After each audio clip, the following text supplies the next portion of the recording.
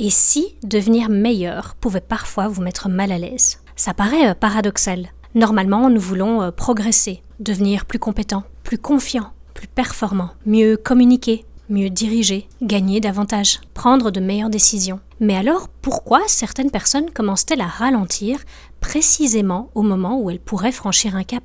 Pourquoi certaines opportunités nous attirent, puis nous font peur une fois qu'elles deviennent réelles? Pourquoi peut-on vouloir quelque chose pendant des années, puis commencer à trouver toutes les raisons possibles de ne pas le faire lorsqu'on est enfin en mesure de l'obtenir? Une partie de la réponse se trouve dans quelque chose de beaucoup plus profond que la peur de l'échec, notre identité. Parce que progresser ne signifie pas seulement acquérir de nouvelles compétences. Parfois, progresser signifie devenir quelqu'un qui ne correspond plus exactement à l'image que nous avons de nous-mêmes. Et notre cerveau n'aime pas particulièrement ça. Nous ne cherchons pas seulement à réussir, nous cherchons à rester cohérents avec nous-mêmes.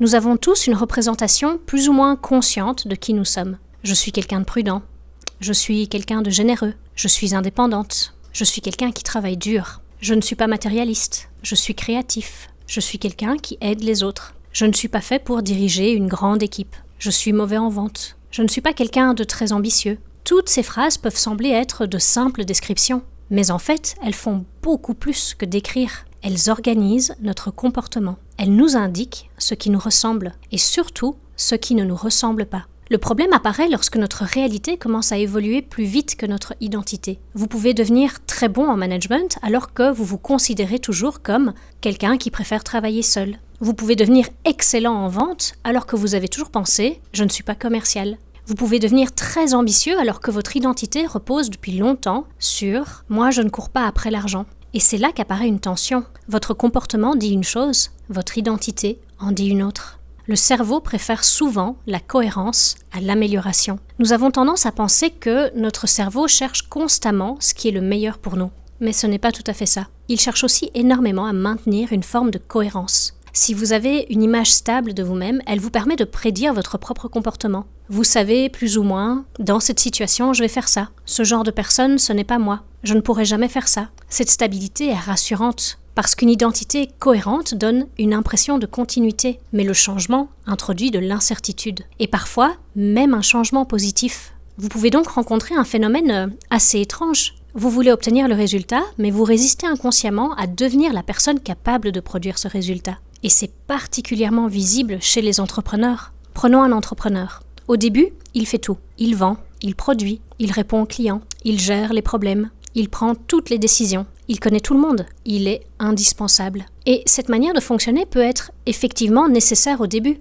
mais l'entreprise grandit et à un moment donné, elle a besoin de processus, elle a besoin de managers, elle a besoin de délégation, de spécialisation, de décisions qui sont prises sans lui. Et objectivement, c'est une progression, mais psychologiquement, cela peut être vécu comme une perte. Parce que son identité s'est peut-être construite autour de « je suis celui qui sait » ou « c'est moi qui fais avancer les choses ». Alors déléguer n'est plus simplement une décision organisationnelle. Ça peut inconsciemment signifier « je ne suis plus indispensable ». Et là, quelque chose d'intéressant peut se produire. L'entrepreneur commence à reprendre les tâches, à vérifier les détails, à corriger ses équipes, à ralentir les décisions, à ne pas recruter la personne qui pourrait réellement prendre le relais. Il pense qu'il protège la qualité, mais il protège parfois autre chose, son ancienne identité. Nous pouvons même saboter ce qui menace notre identité. C'est là que le phénomène devient particulièrement intéressant. Nous parlons beaucoup d'auto-sabotage, mais on le présente souvent comme « j'ai peur d'échouer ». Ce n'est qu'une possibilité. Parfois, le problème est différent. Nous avons peur de réussir d'une manière qui nous oblige à changer notre représentation de nous-mêmes. Imaginez quelqu'un qui se définit comme « je suis quelqu'un qui n'a jamais eu de chance ». Que se passe-t-il lorsqu'une opportunité extraordinaire arrive ? Elle devrait simplement la saisir, mais cette opportunité entre en contradiction avec son histoire personnelle. Elle peut donc devenir inconfortable. Ou imaginons quelqu'un qui s'est construit autour de « je suis la personne qui travaille plus que tout le monde ».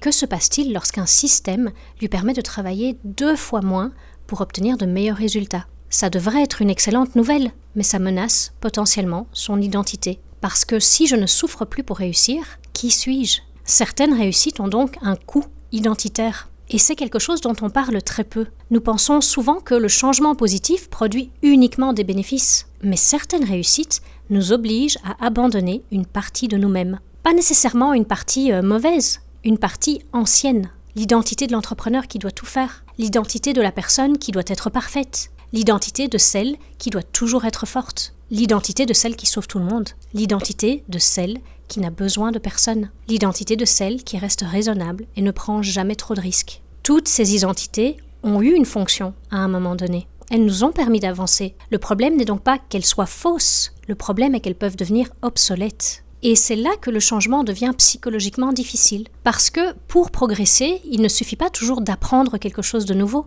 Il faut parfois accepter de cesser d'être quelqu'un. Cesser d'être celui qui sait tout. Cesser d'être celle qui doit tout contrôler. Cesser d'être celui qui travaille énormément. Cesser d'être celle qui ne fait jamais d'erreur. Cesser d'être celui qui n'est pas fait pour diriger. Et ce processus peut ressembler à une perte, même lorsque nous savons rationnellement que ce changement est positif. C'est pour ça qu'on peut ressentir une ambivalence face à une promotion, face à une croissance importante, face à plus d'argent, face à plus de visibilité, face à plus de responsabilité. Une partie de nous veut avancer, et puis une autre dit « Attends, si nous faisons ça, nous ne serons plus exactement la même personne ». Il existe aussi une dimension sociale. Notre identité n'est pas construite uniquement à l'intérieur de nous, elle est aussi construite dans nos relations. Votre famille vous connaît d'une certaine manière, vos amis vous connaissent d'une certaine manière, vos collègues vous connaissent d'une certaine manière. Et lorsque vous changez, les autres doivent eux aussi actualiser leur représentation de vous. Et ça peut créer des résistances. Parfois, ces résistances sont explicites.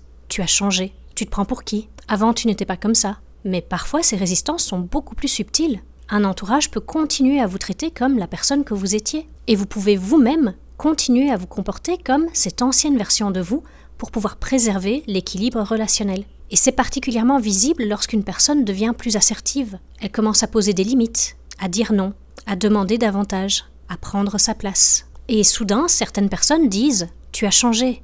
Peut-être. Mais changer n'est pas nécessairement devenir quelqu'un de moins bien. Parfois, c'est simplement devenir quelqu'un de moins familier. Alors comment savoir si votre identité vous limite? Je vous propose dans cette vidéo quelques signaux intéressants. Le premier signal, vous utilisez très souvent des phrases qui commencent par « je suis quelqu'un qui ».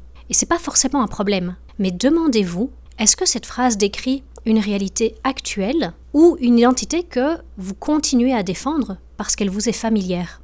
Le deuxième signal, vous avez les compétences nécessaires mais vous ne les utilisez pas. Vous savez déléguer, mais vous ne déléguez pas. Vous savez vendre, mais vous évitez de vendre. Vous savez prendre la parole, mais vous refusez toutes les occasions de le faire.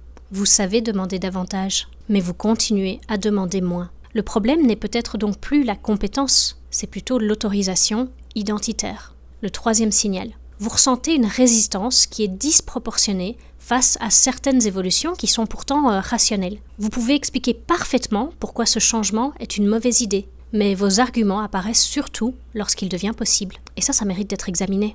Alors je vous propose dans cette vidéo une question particulièrement puissante. Quand vous rencontrez une opportunité qui vous fait hésiter, ne demandez pas uniquement « de quoi ai-je peur ?». Demandez aussi « qui devrais-je devenir si j'acceptais cette opportunité ?» Et cette question change complètement l'analyse, parce qu'elle permet de voir le coût invisible du changement. Peut-être que vous devrez devenir plus visible, ou plus direct, plus exigeant, plus délégateur, plus stratégique, plus riche, plus responsable, plus vulnérable, ou simplement moins disponible pour certaines personnes. Et parfois ce n'est pas le résultat qui fait peur, c'est la personne qu'il faut devenir pour l'obtenir.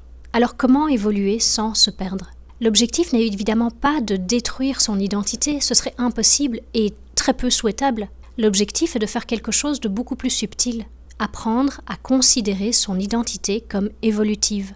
Au lieu de « je suis quelqu'un qui n'aime pas déléguer », vous pouvez dire « jusqu'ici, j'ai beaucoup fonctionné en contrôlant moi-même.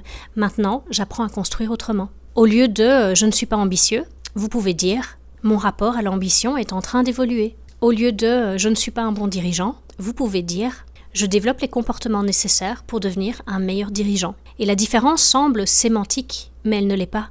Dans la première version, l'identité est une frontière. Dans la seconde, elle devient un processus. Pour conclure cette vidéo, pourquoi devenir meilleur peut-il parfois menacer l'image que nous avons de nous-mêmes? Parce que progresser ne consiste pas uniquement à ajouter des compétences. Parfois, ça implique de renoncer à une ancienne définition de soi. Et cette ancienne définition n'était pas nécessairement mauvaise. Elle nous a peut-être protégés, Elle nous a peut-être permis de survivre, elle nous a permis de réussir. Mais une stratégie qui vous a permis d'arriver jusqu'ici n'est pas nécessairement celle qui vous permettra d'aller plus loin. Et c'est probablement l'une des choses les plus difficiles à accepter dans le développement personnel et professionnel. Nous pouvons être attachés non seulement à nos défauts, mais aussi aux qualités qui nous ont permis de réussir. Le contrôle peut avoir fait de vous un excellent entrepreneur au début. Le perfectionnisme peut avoir produit une qualité exceptionnelle. Le fait de tout faire vous-même peut avoir permis à votre entreprise de survivre et de grandir. La prudence peut vous avoir évité de très mauvaises décisions. Mais ce qui vous a permis de construire votre réalité actuelle peut devenir précisément ce qui vous empêche de construire la suivante. Alors, la prochaine fois que vous vous surprenez à résister à une évolution qui semble pourtant bonne pour vous, posez-vous une question différente. Pas « pourquoi est-ce que je me sabote ?», mais plutôt « quelle version de moi-même suis-je en train d'essayer de protéger ?» Parce que parfois, le prochain niveau de votre vie ne vous demande pas de devenir meilleur. Il vous demande d'accepter de ne plus être exactement la personne qui vous a permis d'arriver jusqu'ici.